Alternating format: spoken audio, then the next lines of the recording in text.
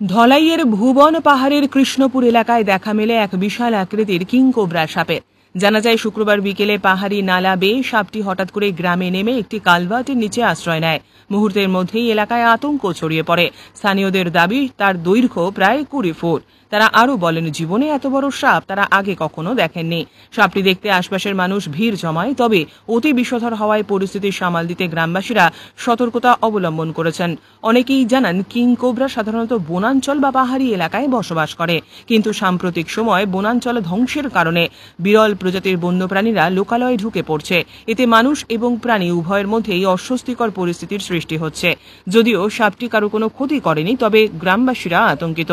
ভুবন পাহাড়ের বনাঞ্চল অযত্নে ধ্বংস হওয়ায় এই ধরনের ঘটনা বারংবার ঘটছে। প্রশাসনকে জানিয়েও লাভ হচ্ছে না। এ বিষয়ে গ্রামবাসীরা দ্রুত পদক্ষেপ গ্রহণের দাবি জানিয়েছেন।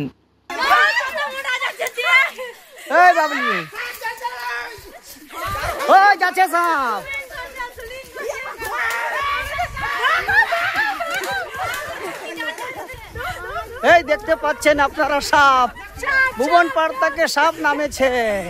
দুদিন থেকে এখানে বিশৃঙ্খলা করতেছিল, এখন আবার এই নিকামা নালায় নামে যাচ্ছে। যে মোটা সাপ, সাপ সাপ সাপ সাপ সাপ।